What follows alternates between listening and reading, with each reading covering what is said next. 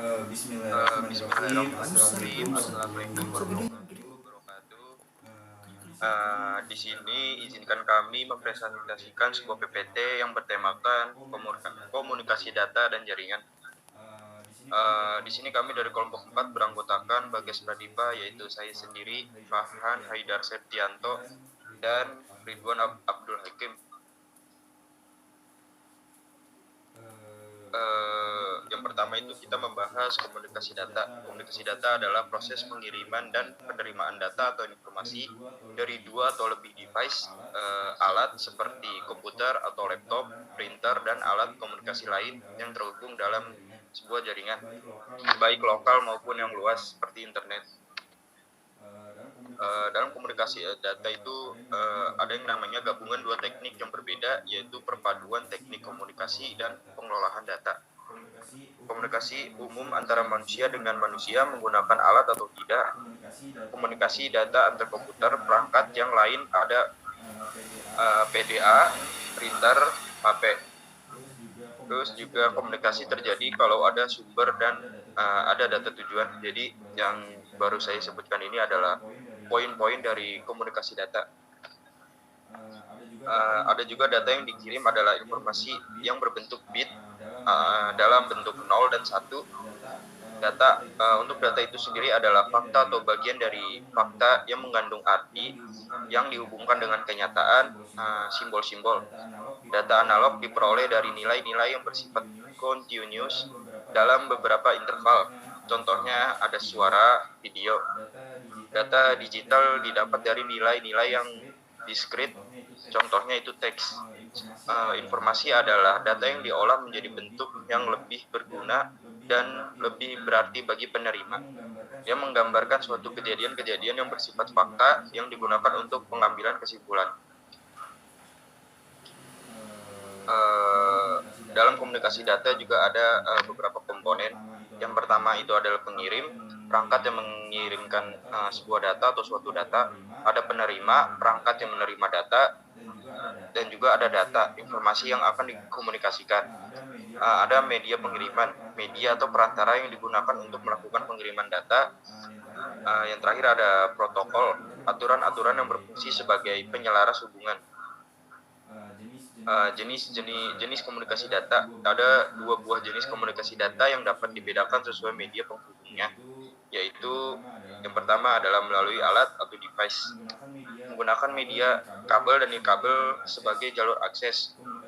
Komunikasi data jenis ini membutuhkan biaya yang cukup banyak, contohnya sambungan komunikasi data, paket atau bisa disebut SKDP. Media nirkabel, ada kabel koaksial, thicknet koaksial kabel 10 base 5 mampu menjangkau jarak maksimum 500 meter.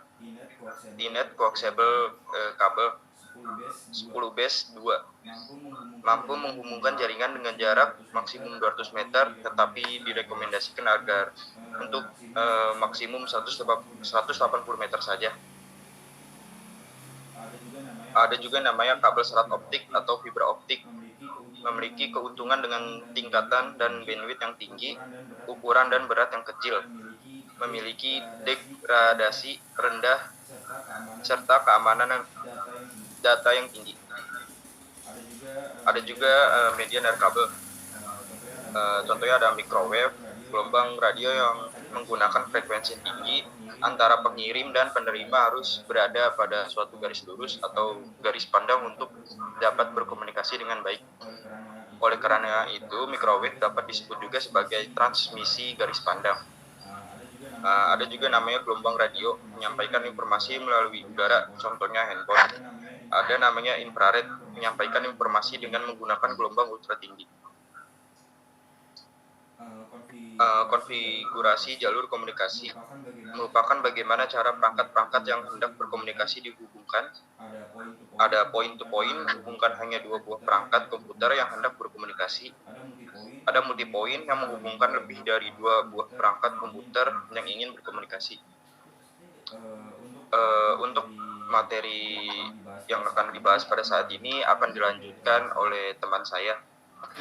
Baik, materi kali ini saya lanjutkan tentang transmisi analog. Transmisi analog adalah cara pentransmisian signal-signal analog tanpa harus memperhalkan muatannya, apakah berupa data analog atau digital. Agar hasilnya maksimal, untuk jarak yang jauh digunakan amplifier yang akan menambah kekuatan signal, sehingga kemungkinan terjadinya kegagalan atau penyimpangan sangat kecil.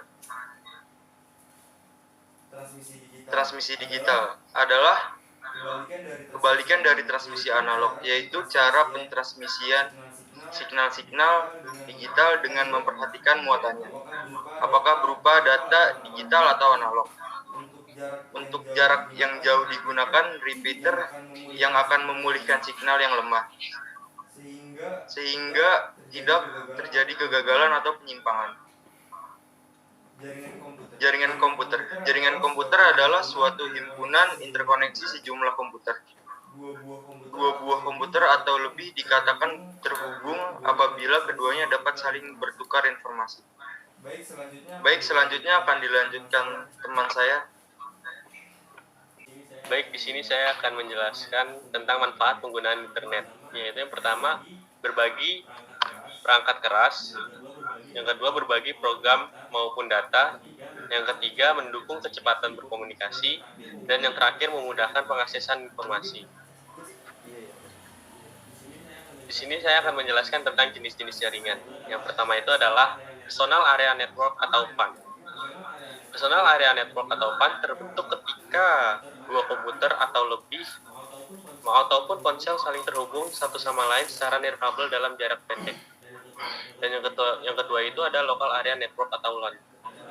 Adalah jaringan komputer yang menghubungkan beberapa komputer secara fisik dalam satu lokasi yang sama. Yang ketiga itu adalah WAN, yaitu Wide Area Network, adalah jaringan komputer yang menghubungkan beberapa LAN sehingga memberikan cakupan area geografis yang sangat luas. Yang keempat itu adalah Wireless Local Area Network atau WLAN, adalah jaringan dengan metode distribusi nirkabel untuk dua perangkat atau lebih. Yang kelima adalah Campus Area Network atau CAN, jaringan internet yang lebih besar dari LAN namun lebih kecil dari WAN. Yang keenam itu adalah Metropolitan Area Network atau MAN, adalah jaringan komputer yang lebih luas dari LAN. Yang ketujuh itu adalah Storage Area Network atau SAN, adalah jaringan komputer yang berkecepatan tinggi dan menghubungkan sekelompok perangkat penyimpanan ke beberapa server tanpa bergantung pada LAN atau WAN. Yang ke-8 itu adalah Sistem Area Network atau SAN, adalah kinerja tinggi jaringan berorientasi koneksi yang dapat menghubungkan sekelompok komputer dengan bandwidth tinggi. Yang ke-9 itu adalah Passive Optical Local Area Network atau VLAN, adalah jaringan komputer yang merupakan alternatif dari LAN yang dihubungkan menggunakan kabel optik. Yang ke-10 itu adalah Virtual Private Network atau VPN, adalah jaringan komputer dengan koneksi terenkripsi melalui internet dari perangkat ke jaringan. Di sini saya akan melanjutkan klasifikasi topologi jaringan. Yang pertama itu adalah topologi ring, yaitu topologi jaringan yang digunakan untuk menyambung antar komputer dengan rangkaian melingkar seperti cincin. Yang kedua itu adalah topologi bus, yaitu topologi jaringan di mana setiap komputer penggunaan disambungkan dengan kabel koaksial. Yang ketiga itu adalah topologi star, yaitu topologi jaringan yang setiap komputer klien akan terhubung ke hub atau switch dan membentuk pola bintang. Yang keempat itu adalah topologi mesh, yaitu topologi jaringan di mana setiap komputer terhubung satu sama lain tanpa menggunakan hub atau switch. Sekian dari kelompok kami. Apabila ada kekurangan atau kesalahan kata mohon dimaafkan. Wassalamualaikum warahmatullahi wabarakatuh.